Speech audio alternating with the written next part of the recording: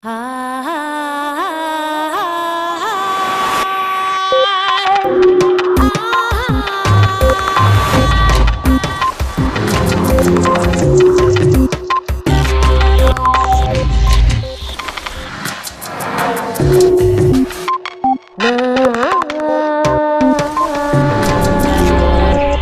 red neuronal es la base de todo el conocimiento y de toda la memoria. Joachim Fuster. Antes se pensaba que las ideas, los recuerdos o los conocimientos estaban alojados en distintos módulos cerebrales. El neurocientífico español afincado en los Estados Unidos, Joachim Fuster, fue uno de los primeros en desafiar este concepto y proponer que la memoria surge de la interconexión de la gran red que es el cerebro. En este capítulo de Redes, Punset y Fuster charlan sobre la creación de los recuerdos y sobre los distintos tipos de memoria. También desarrollamos los 12 consejos del neurocientífico Paco Mora para mantener un cerebro saludable.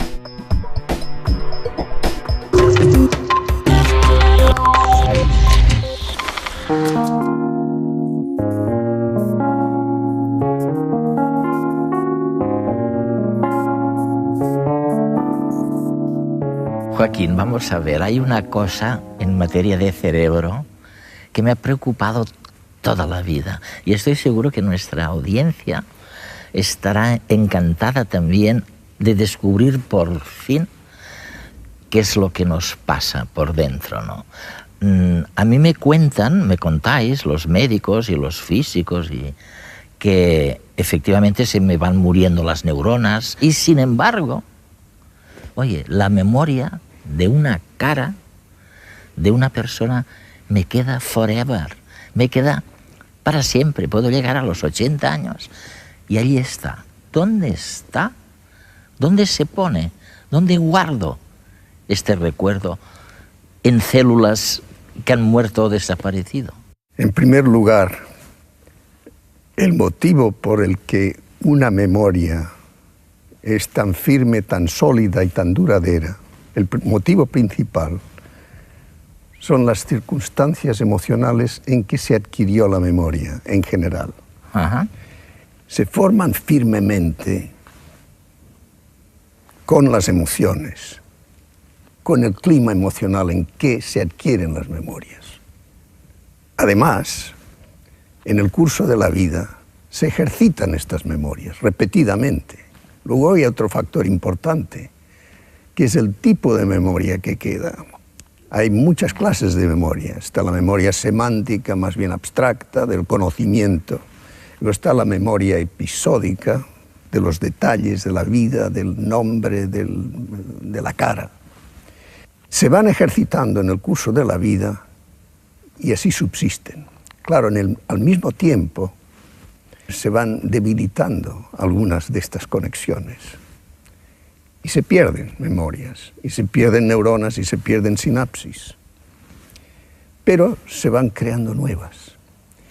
Entonces, el truco para adquirir nueva memoria es el ejercicio del cerebro.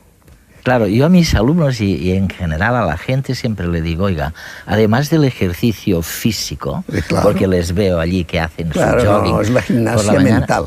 Claro, claro. Digo, no se olviden de la gimnasia mental. Exactamente.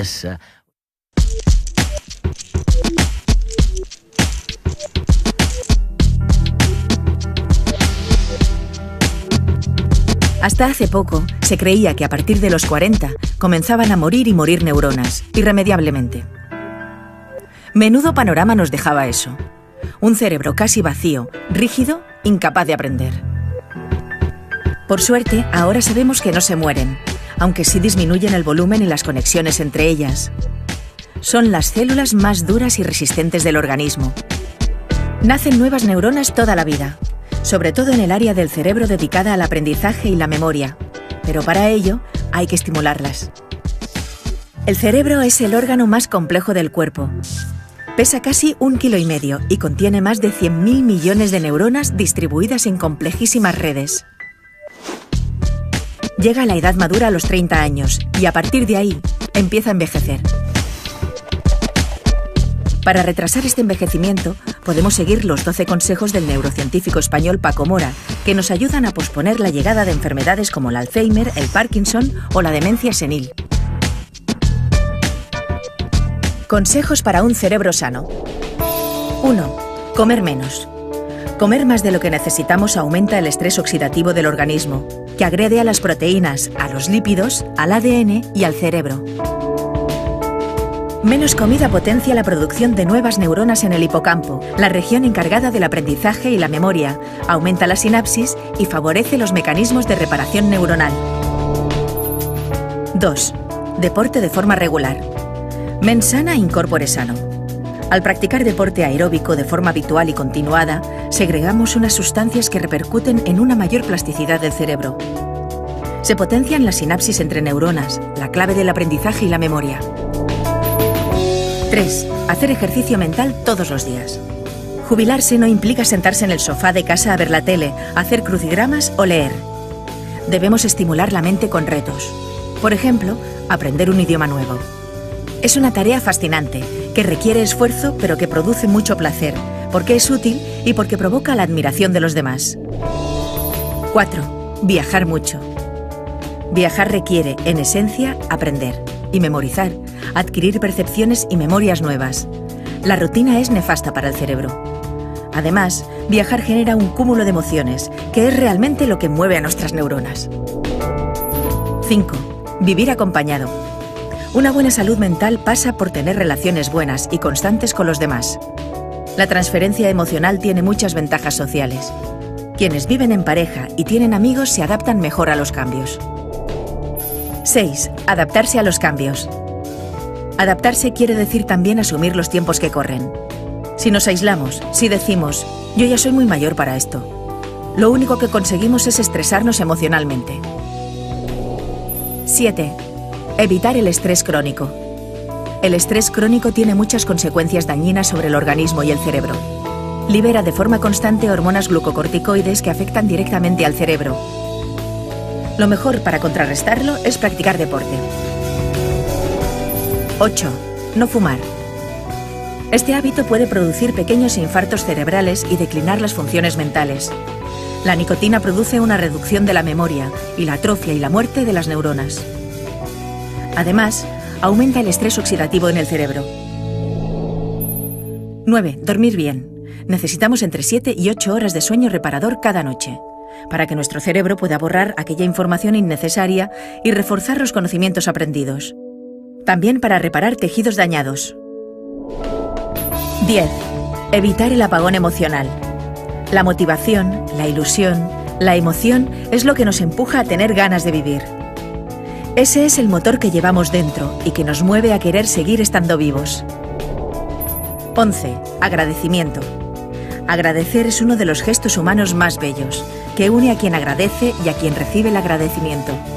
La vejez es un tiempo sano de agradecer, de dar, de crear nuevos lazos y dejar atrás antiguos lastres que eran causa de tensiones, angustias y pesadumbres. 12. Las pequeñas cosas. Ser mayor, de mente clara y sano, es un privilegio. Disfrutemos de las pequeñas cosas, sin crearnos necesidades por las que tengamos que luchar para conseguirlas. Leyendo tus cosas, hay algo... Hoy eres, no te lo voy a decir a ti, pero eres uno de los grandes neurólogos de este planeta. Muy pequeñito. Bueno, pero de verdad, has sido el primero en cantidad de cosas. Y en una cosa que fuiste el primero, fue en constatar que realmente lo que tú llamas el conocimiento no estaba fijo o inserto o localizado en una parte especial del cerebro. Era lo que llamabais, me parece, la concepción modular del cerebro. Sí. Y dices, eso es el pasado. Lo es. Tú dices. Lo es. ¿Por qué lo sustituyes eso? Por la red. Por la red. La red es la clave. La red neuronal, sobre todo las redes de la corteza cerebral, son la base de todo el conocimiento y de toda la memoria. se forman a lo largo de la vida con la experiencia por el establecimiento de conexiones. Entre neuronas que pueden estar agrupadas en grupos pequeños, sobre todo en las zonas primarias, sensoriales y motoras, que pueden llamarse módulos, si tú quieres. Esto. Es decir, los módulos están a la base. Es el ver, es el tocar, es el oír, es el moverse. Pero la conciencia del conocimiento y la conciencia de la memoria está en la red, que es en la agrupación. Es relacional. Es relacional. El código de la memoria, el código del conocimiento, es un código relacional. Es un código de relaciones. Lo más cercano que hay a ello, desde el punto de vista psicológico, es la psicología de la Gestalt, la psicología de la forma. Una cosa se ve, tiene sentido y significado por las relaciones entre sus partes. Claro. Pero el total, el significado de aquel objeto, lo definen las relaciones entre las partes. Y no es reducible a las partes en sí. Es decir, que el todo es mucho más que la suma de las partes. Y una neurona puede ser el centro de muchas cosas. Oh, claro, ¿no? de muchas. Las redes neuronales del conocimiento, debido al hecho que se forman por asociación, todas ellas, y por vivencia, comparten células y grupos celulares. Es decir, que un grupo celular puede ser parte de muchas redes, de muchísimas redes. O sea, corrígeme si a ver si he entendido bien. Quiero decirte que si yo me fijo en la estructura de la neurona para saber qué pasa con el conocimiento, sí, no voy a ir muy lejos. No vas a ir muy lejos. Es como... ¿Por qué? Porque el código de la cognición es un código relacional a nivel de la red. Y es irreducible a las partes. Es decir, hacer lo que tú decías sería como pretender entender el significado de lo que dice la carta escrita estudiando la composición química de la tinta. Esto. ¿Comprendes? No entenderás nunca, porque el lenguaje, escrito o hablado, es un lenguaje relacional, es un código relacional. Relaciones entre letras, entre palabras, entre significados semánticos. Es decir, que no se puede reducir a sus partes mínimas. Antes se creía que el cerebro era una especie de armario lleno de cajones en los que se iban archivando los recuerdos. Se solía pensar que cada área cerebral estaba especializada en una sola función.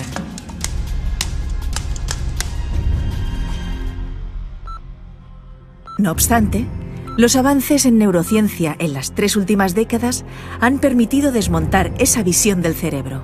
Hoy en día sabemos que no se trata de una máquina con piezas, como un coche, sino de una red muy compleja, con millones de neuronas interconectadas y distribuidas por toda la corteza cerebral, como Internet.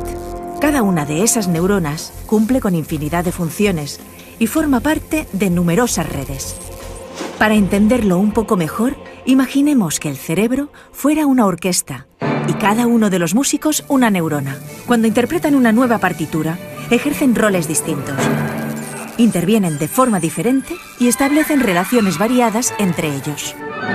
Por ejemplo, puede que en una pieza al principio solo se activen la sección de vientos y los violines, y más tarde se incorpore el resto de la orquesta. Eso sí, para que suene bien, deben sincronizarse, estar atentos a lo que hacen los demás, seguir el mismo ritmo, compartir afinación. Además, cada uno puede participar en innumerables partituras, y una misma orquesta o red neuronal puede servir para interpretar varios tipos de partitura distintos. Eso mismo ocurre, aunque de forma más compleja, en el cerebro, con las alrededor de 20.000 millones de neuronas que lo forman. Los conocimientos o las memorias que aprendemos son redes de neuronas entrelazadas por enlaces sinápticos, por conexiones entre las células nerviosas. Es así como adquirimos nuevas memorias y el cerebro las guarda en redes distribuidas. Mis memorias son distintas de las tuyas, porque las relaciones se han formado de modo distinto, con elementos aleatorios que son distintos para mí y para ti, pero compartimos ciertas redes en común, que son las redes de la cultura, el ambiente en que hemos vivido, las leyes del léxico, del lenguaje. Y eso queda. Eso queda y está por encima de todo, porque es el resultado de la repetición de redes más chicas, más pequeñas, que están a la base de esas redes, porque están organizadas de modo jerárquico, ¿entiendes? A nivel más bajo está la memoria sensorial, motora, primaria. Esta sí que se puede reducir a módulos, ¿entiendes? Ciertas partes del cerebro. Pero cuando nos salimos de allá y subimos a las zonas asociativas de la corteza, la memoria se va haciendo más interconexa, más compleja, más amplia y más difusa. Esto también le da solidez, porque puede perderse algunas de las vías de acceso a ella, pero otras quedan. Tú te fijas muy bien que cuando te encuentras que no recuerdas el nombre de una persona, empiezas a tantear en tu mente las distintas circunstancias en que las has visto, para poder enganchar con aquella asociación y aquello te lleva a ello. Desgraciadamente, de todos modos, a veces cuanto más buscas, menos recuerdas. Esto es el factor emotivo, la inhibición que te hace olvidar algo. Exacto, que no es justamente olvidar, lo que... ¿no? Un psiquiatra como tú, ¿intuíais que el cerebro era algo tan sofisticado, tan complicado, con sus fases, sus relaciones, sus percepciones iniciales? Yo sí, lo intuía. Con toda humildad, te lo digo, ¿no? Y por eso me fui a estudiarlo en otro lugar, porque no se podía estudiar en España. ¿Por qué estudiabas? Porque tú fuiste conocido primero porque descubriste la célula de la memoria. Las células de la memoria, perdón, plural. Las células en los primates. Sí. ¿Y por qué estudiabas las células, las neuronas de los primates? Pero las estudiaba en un contexto. Las estudiaba en animales que hacían su conducta normal y corriente. Y de esta manera, pues, adquirí el conocimiento de que en ciertas partes de la corteza cerebral existían unas células que mantenían la información de un objeto sensorial, visual o auditivo durante segundos o minutos hasta que el animal hacía su acción, en este caso el discriminar entre dos colores, por ejemplo, y para conseguir una recompensa, lo que fuera, ¿no? Esta es la memoria que llamamos memoria de trabajo. Working memory. Working memory. Y esta working memory no es un tipo especial de memoria, lo que es memoria a largo plazo, que se usa ad hoc en aquel momento, puesta al día, diríamos, para ejercer una acción o resolver un problema. Esto es importante.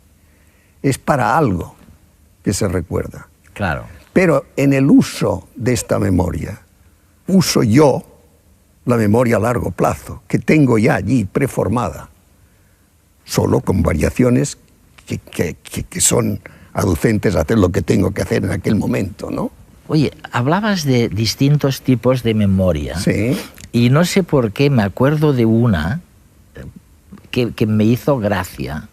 Y es cuando me pongo la camisa, por ejemplo, por la mañana, a lo mejor me pica algo la camisa, pero al cuarto de hora me he olvidado. Totalmente. Y es que la suprimes, y es que la inhibes. La inhibo. El cerebro tiene que inhibir las memorias que no vienen al caso. Para poder dejar espacio. Exactamente, ¿no? Para dejar espacio y para dejar vitalidad a las que son importantes en aquel momento. Aunque la memoria continúa siendo uno de los grandes misterios de la neurociencia, sabemos que existen tres tipos distintos: la memoria a largo plazo, que es aquella que nos permite recordar episodios de cuando éramos pequeños, la memoria a corto plazo, gracias a la cual podemos retener un número de teléfono que acaban de darnos, y la tercera, la memoria de trabajo. Y esta es tan importante que muchos neurocientíficos creen que es el ingrediente fundamental de la inteligencia humana. Se trata de la memoria que usamos para enlazar lo que está ocurriendo con los recuerdos que tenemos almacenados y así poder actuar en consecuencia. Es la memoria que entra en juego, por ejemplo, cuando conversamos con alguien. Escuchamos lo que el otro nos dice, procesamos la información, buscamos en nuestro disco duro y encontramos recuerdos almacenados que rescatamos para poder hilar la conversación.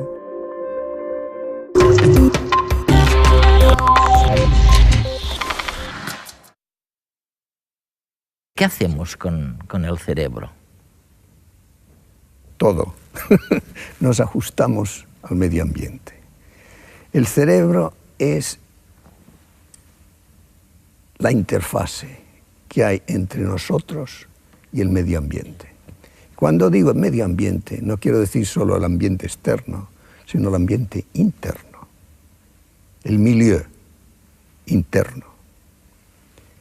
Entonces, en el curso de la evolución se ha desarrollado sobre todo la corteza muchísimo, muchísimo. Y en el ser humano sí, ha adquirido propiedades muy peculiares que le permiten dos cosas fundamentales. Una es el lenguaje, es un medio de ajuste al medio ambiente. Y la otra es la predicción. Es decir, que todas las funciones que llamamos ejecutivas, todas tienen un futuro, todas. La memoria de trabajo,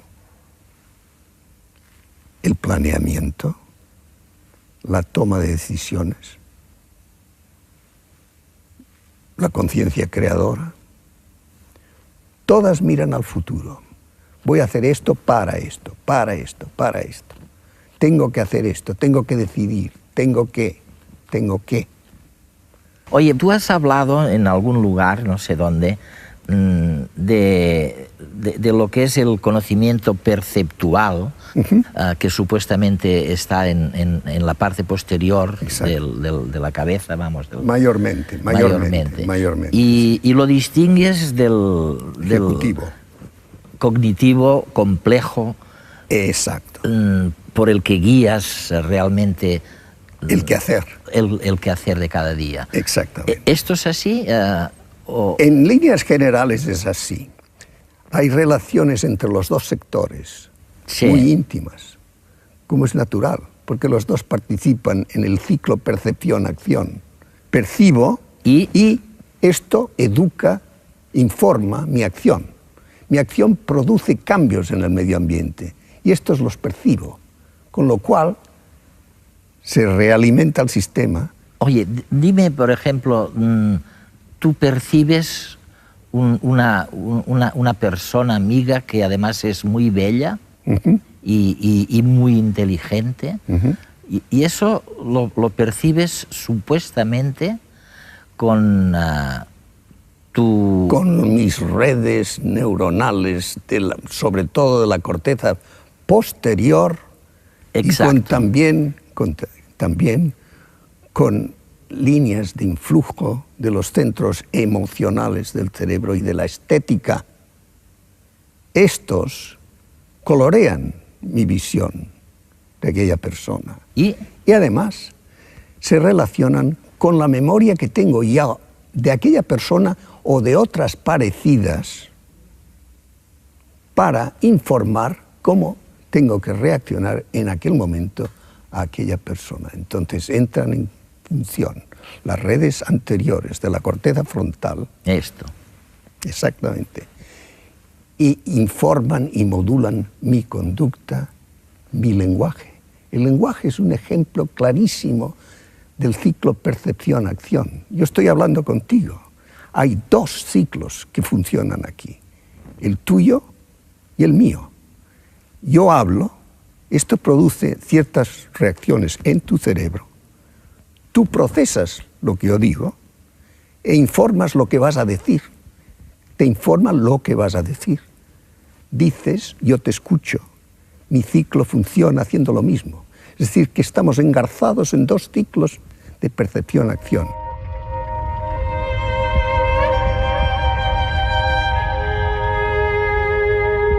Es verdad que el alma está en el cerebro, pero no en sus compartimentos, los módulos neuronales que gestionan el tocar, el sentir, el mover de cada día, como creíamos antes. El alma está en la red cerebral. El gran neurocientífico español Joaquín Fuster fue el primero en sugerir que la base del conocimiento surge de la interconexión entre los distintos módulos cerebrales. Y ese cuchicheo entre los distintos compartimentos del cerebro es el que da lugar a la cognición. No es raro que sea así. En los 3 días que estuvimos en Mallorca, en un congreso con los principales neurocientíficos del mundo, quedó patente que el cerebro intenta siempre hacer predicciones y para ello tiene que elaborar, no tiene más remedio, las más disparatadas hipótesis a su alcance. Y la mejor manera para lograrlo es trabajar en red, algo semejante a lo que sucede en los mejores centros de investigación científica, que suelen ser multidisciplinares.